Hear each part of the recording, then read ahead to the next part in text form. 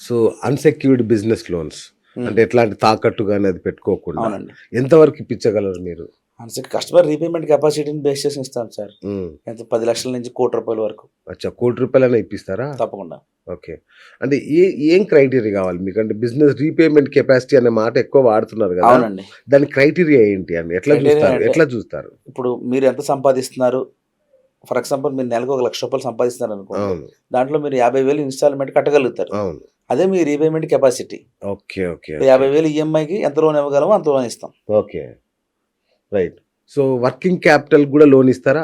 తప్పకుండా working capital loan ఇస్తాం sir. హ్మ్.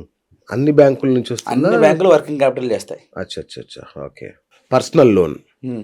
సో అది తీసుకోవడం మంచిదా? కాదా? దానివల్ల ఏమన్నా సిబిల్ పాడయ్యే అవకాశం ఉంటదా?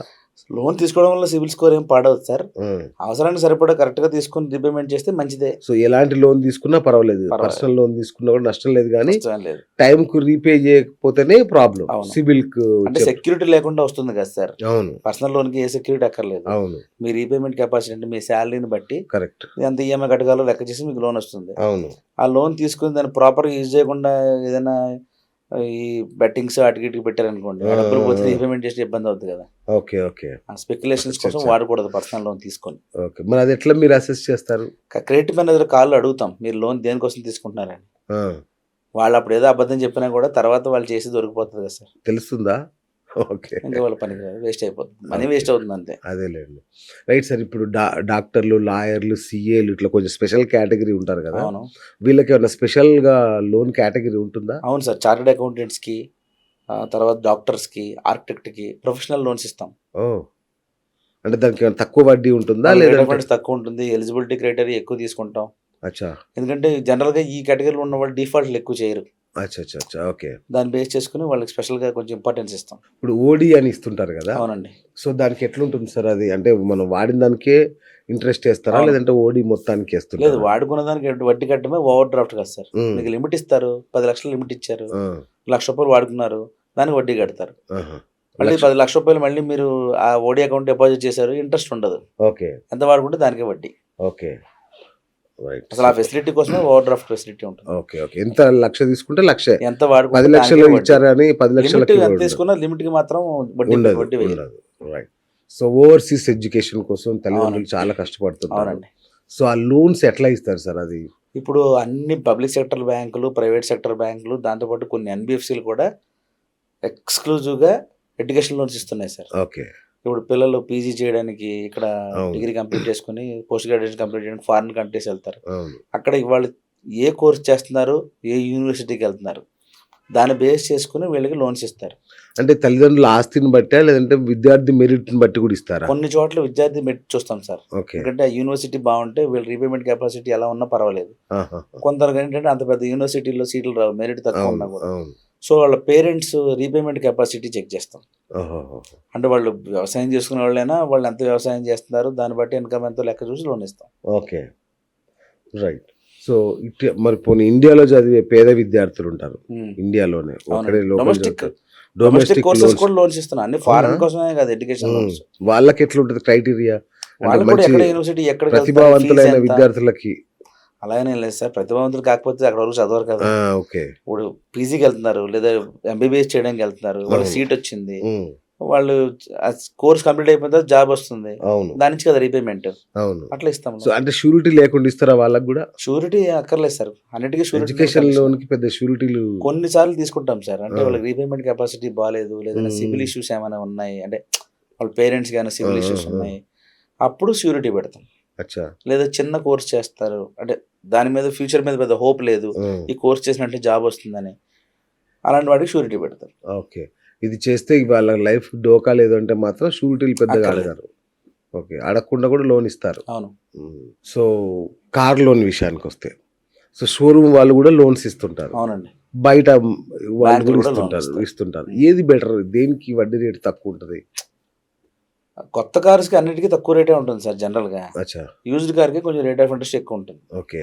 చాలా ఎక్కువున్నట్టుంది గదండీ. 18, 19 దాకా గూడా ఎళ్తున్నట్టుంది. అవును. అంటే రీపేమెంట్ ప్రూఫ్ ప్రాపర్‌గా లేకపోవడం, అచ్చచ్చా! వీళ్ళ కారు మోడల్స్ మరీ పాతవవ్వడం, ఆహాహా! అలాంటప్పుడు ఆ రిస్క్ ఎక్కువ ఉంటుంది కాబట్టి దాన్ని కవర్ చేసుకోవడానికి ఎక్కువ వడ్డీలేస్తారు. అబ్బబ్బబ్బా! హ్మ్. సో సెకండ్ హ్యాండ్ తీసుకోకపోవడం బెటరా లోను? Second hand car. అదేముంది సార్, ఇప్పుడు 10 లక్షల కారు 5 లక్షలకి వస్తుంది, ఆ! 1,00,000 ఎక్కువ వడ్డీ కడుతున్నాం. పాత కండిషన్ ఉంటే కొనుక్కోవచ్చు కదా సార్, తప్పే ఉంది. అచ్చచ్చచ్చ! పర్వాలేదు. అంటే మన అసెస్మెంట్, మన సొంత ఆలోచన బట్టి రైట్. రైట్.